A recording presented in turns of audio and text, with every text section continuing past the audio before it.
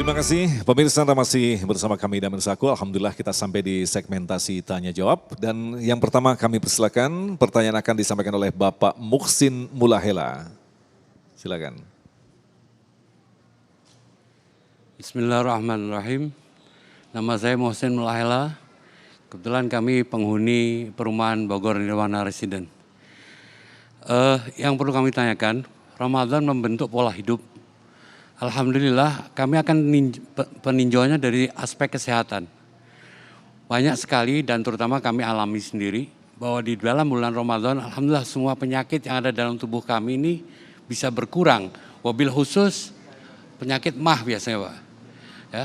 Tapi kenapa setelah Ramadan berlalu ini MAH kita ikut kambuh lagi gitu. Nah, bagaimana kiat-kiatnya untuk merawat agar kesehatan kita di saat Ramadan bisa berjalan terus sampai setelah Ramadan. Baik. Begitu, terima kasih. Assalamualaikum warahmatullahi wabarakatuh. Silakan Ustadz Hasan terlebih dahulu untuk menjawabnya. Ya, terima kasih pertanyaannya Mas Agung. Ketika kita berpuasa lalu ada kesehatan kita yang tidak terganggu. Lalu ketika selesai puasa malah terganggu lagi. Maka puasa telah dinyatakan oleh baginda Rasul. Sumu tasihu. Ini sigotnya mubalaghah. Tasihu, soha yasihu.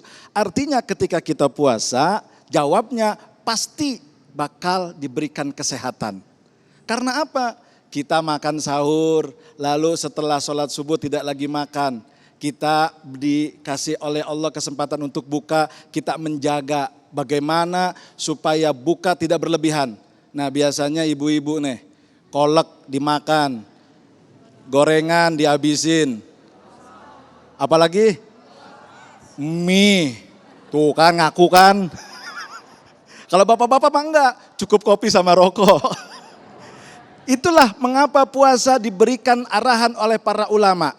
Imam Asy-Syaukani dalam kitab Nailul Autor menyatakan ketika kita buka sesuai dengan apa yang dikatakan oleh baginda Nabi sumu tasihu, yaitu sepertiga untuk makanan, sepertiga untuk minuman, sepertiga untuk nafas. Kalau kita bisa menjalankan ini, menjadi diri kita membagi pola hidup dengan Ramadan dan puasa, maka kesehatan pasti akan kita dapatkan dengan apa? Dengan sebuah keyakinan Allah Maha memberi kesehatan. Nah, Ustadz Hasan, mungkin bisa ditegaskan lagi ketika di luar bulan suci Ramadan penyakitnya kambuh lagi. Nah, ini apakah kita harus menambah saum kita atau seperti apa treatmentnya? Treatmentnya minimal Senin Kemis Mas Agung. Kalau Senin Kemis di luarnya masih makan, jangan terlalu rakus. Tadi saya contohkan ulat. Ulat itu waktu belum jadi kupu-kupu, dia makan apa aja, dia rusakin tuh tanaman. Daun dihabisin, tapi begitu sudah selesai menjadi kupu-kupu yang dihisap hanya saripati bunga. Makanya sehat, indah, perutnya nggak buncit. Oke, kita cek bareng-bareng Ke. Mirip orang hamil. Begitu ya Pak. Baik. Jadi dibagi juga Mas Agung, di luar Ramadan, Senin, Kemis puasa, tidak puasa jaga makan. Maka Rasulullah mengatakan makanlah setelah lapar, berhenti sebelum. Yang terbalik apa? Belum lapar udah makan, udah kenyang masih ngaku kan? Baik, terima kasih. Selanjutnya kami persilakan kepada Ibu Lilis yang akan dijawab oleh Kiai Haris. Ibu Lilis silakan.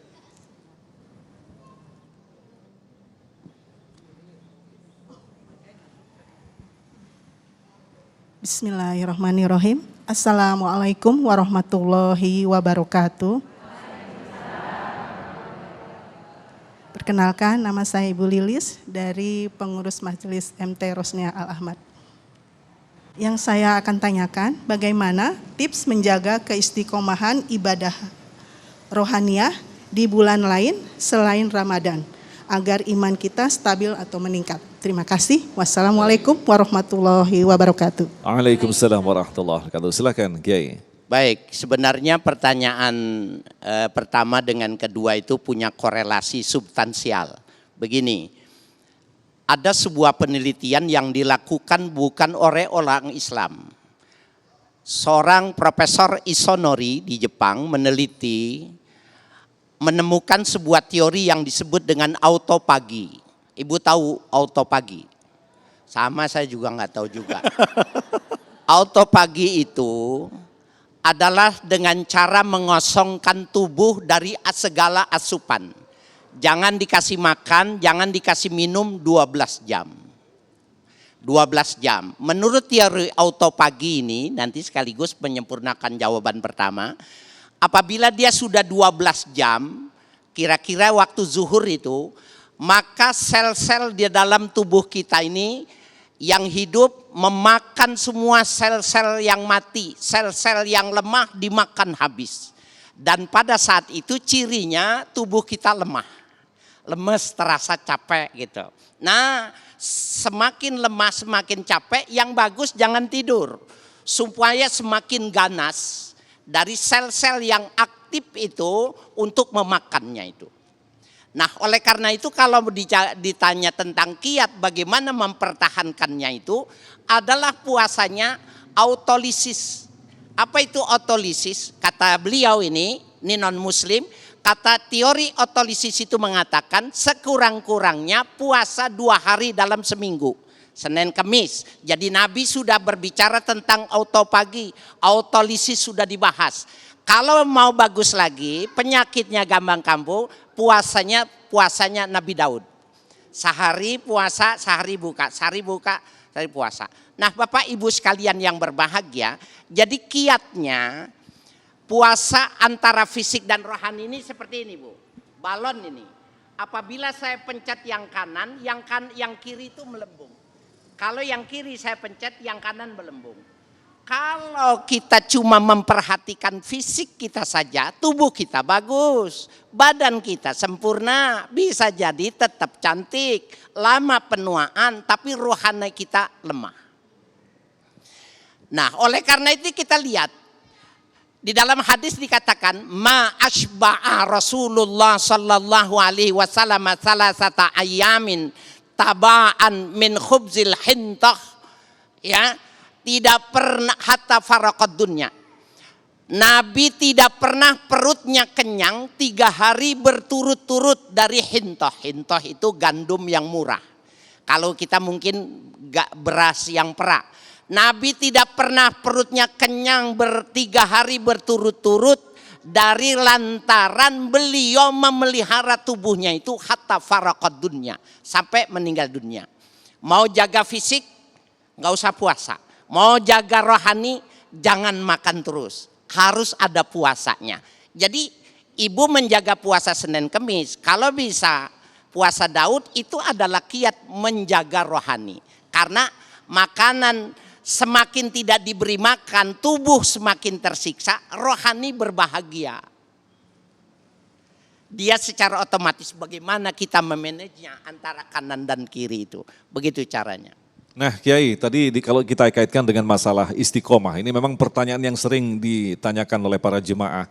Istiqomah ini kan bukan pekerjaan yang sangat mudah. Jadi selain itu apakah benar istiqomah itu memang kita latih, membiasakan diri, atau memang Allah memberikan kemudahan kita untuk melakukan istiqomah itu Kiai? Ya, istiqomah itu adalah sifatnya orang muslim. Ketika seorang sahabat ditanya, ya Rasulullah, aku pingin kau tunjukkan satu kata. Tapi dengan satu kata itu aku bisa masuk surga. Ini kalau saya jadi nabi saya tabok nih orang. Enak bener nanyanya, jadi pragmatis bener gitu.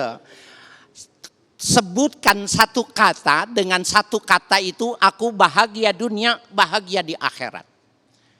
Kalau saya kecewa itu, saya panggil itu. Tapi Nabi tidak. Nabi mengatakan, fastaqim, jadilah orang yang istiqomah. Jadi istiqomah itu harus diminta dan harus ikhtiar. Nah ibu sekalian, caranya harus dilatih. Kalau umpamanya kita taruh sapu di samping pintu, habis nyapu taruh situ lagi walaupun gak ada yang lihat. Semua barang-barang rumah tangga itu ada tempatnya. Setiap kali pakai kembalikan walaupun kita tuannya. Walaupun tidak ada yang menilai kita.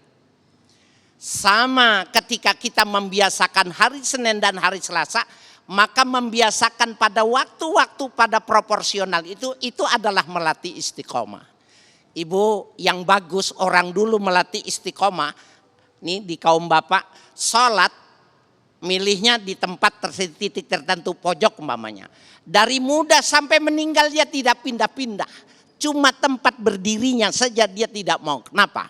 Karena memang orang yang istiqomah yang mendapatkan berkah. Ini lihat, contohnya tidak ada keberkahan, tidak ada istiqomah. Selama 2 tahun COVID-19, itu banyak orang yang banting setir. Lagi ramai ini berubah jadi ini semua. Akhirnya bangkrut. Ada lagi ini bikin ini semua. Akhirnya bangkrut. Kalau orang istiqomah enggak mesti, dia enggak ganti-ganti. Dia usahanya itu aja yang diusahakan. Bagaimanapun juga nanti ini usaha ini akan besar.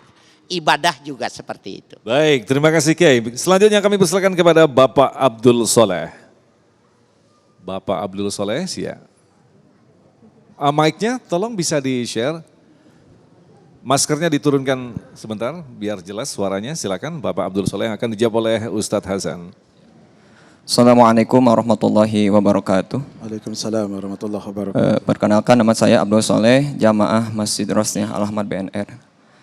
Mohon izin bertanya kepada guru-guru kita, Bapak Kiai kita. Pertanyaannya adalah pola hidup apa saja yang Rasulullah SAW ajarkan kepada kita umatnya supaya kita sehat dan selamat lahir batin dunia akhirat, baik itu di bulan suci Ramadan maupun di luar bulan suci Ramadan. Itu saja pertanyaannya. Terima kasih. Assalamualaikum warahmatullahi wabarakatuh. Assalamualaikum warahmatullahi wabarakatuh. Silakan Ustadz Hasan. Kiat baginda Nabi untuk kita supaya sehat lahir dan batin di dalam Ramadan, di luar Ramadan. Yang pertama tadi Rasul telah mengajarkan kepada kita, kalau kita lagi berpuasa, kalau kita lagi saum, fala yarfus wala yaskhab. Jangan mengeluarkan kata-kata yang bisa membuat kita menjadi rendah dan hina karena kata-kata itu tidak baik. Jangan juga berperilaku yang tidak bagus sehingga kita menjadi jatuh pribadi yang akan dihinakan oleh orang lain. Di luar Ramadan bagaimana? Kita terus memupuk. Tadi kata Pak Kiai Haris Hakam, kita harus sesuai dengan rel. Man saro ala darbi wasola. Orang yang sesuai dengan jalan relnya maka akan sampai kepada kesehatannya. Dia tidak mau berpikiran buruk kepada orang lain. Dia tidak mau berkata buruk kepada orang lain. Di puasa kita tidak mau memakan makanan yang tidak baik untuk perut kita. Lalu kita tidak mau mengenyangkan perut kita dengan makanan-makanan sehingga kita menjadi sakit. Dan disitulah nanti hati, akal, dan tubuh akan menyatu. Bahwa ketika kita menjaga maka disitulah kesehatan kita akan menjadi stabil. Tak akan pernah ada kesehatan dalam pikiran dan dalam tubuh kita kalau pikiran dan perasaan kita selalu berburuk sangka dan buruk kepada orang lain. Tidak akan pernah baik perut kita kalau makan sembarangan yang kita masukkan ke dalam tubuh kita. Masya Allah. Baik, terima kasih Ustadz dan insya Allah kita akan kembali untuk menjawab pertanyaan Anda. Tetaplah bersama kami, Damai Indonesiaku.